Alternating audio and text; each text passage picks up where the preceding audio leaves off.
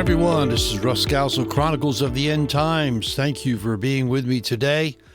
Today we're going to discuss a few things, look at a few topics that are in the news. Would love to know your opinion of this Olympic Committee's decision to let the LGBTQ community do a disgusting display of the Last Supper. This is a sacred moment for Christians. This is just prior to Jesus laying down his life, allowed himself to be beaten to the point where he was unrecognizable, then put on display, hanging on a cross in front of a mocking, yelling crowd. To those of us who have been delivered from so many things in life and brought into the peace of God, this mocking display is not only hurtful, but enraging. I like to read something from a good friend of mine, the Reverend Patrick Mahoney. He put it up on Facebook. I think it is right on the money and appropriate. I quote him. Of course, one is free to air their artistic expression in the public square. However,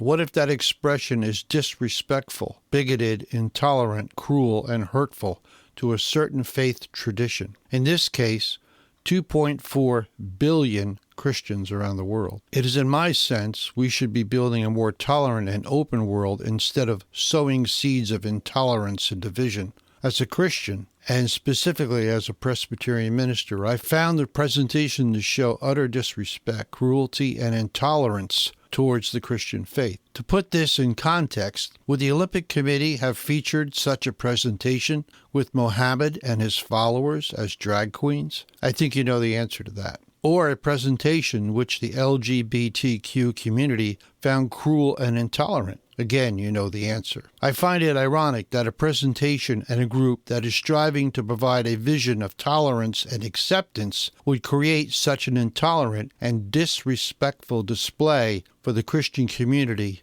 and the world. In the future, perhaps the first step forward would be having a dialogue with Christian leaders to understand what their thoughts and feelings might be on such a display. Communication and mutual respect seems to be the best foundation for diversity. The Olympic Committee, shame on you for not being more thoughtful or understanding regarding the opening ceremony. I think that's very well said. That's why I chose to read it verbatim. I think it's important to understand the nature of things. When the church continues to go backwards and is ashamed of sticking up for itself, and more importantly, ashamed of Jesus Christ and his words, things like this will continue to get worse. The enemy, the darkness that is around us, will continue to push forward when there's no push back. He will take as much spiritual territory as we will give him. And this is just another example of that. We don't talk about judgment anymore.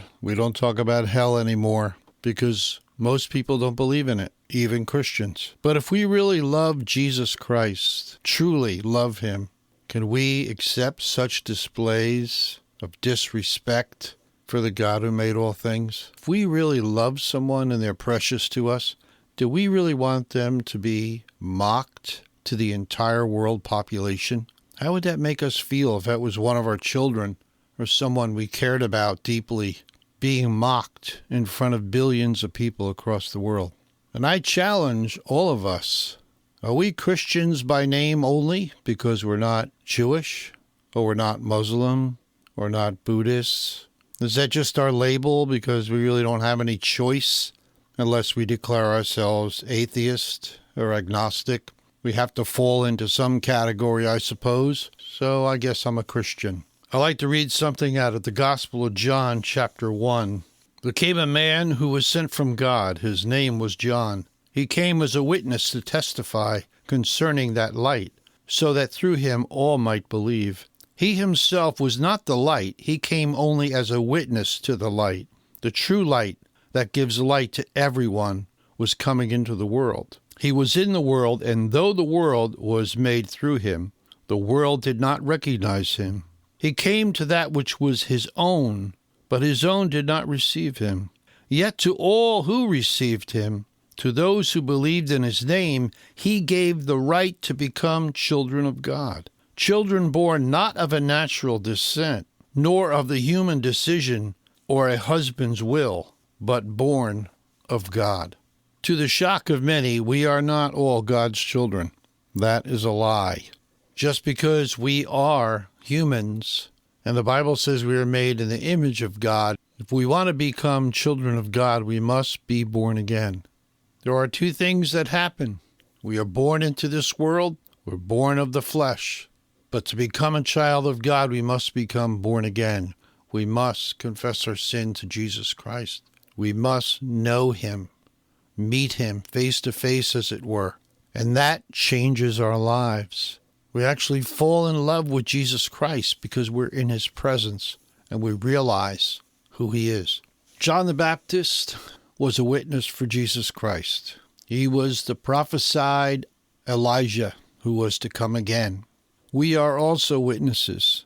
A witness that gives a false witness is not useful.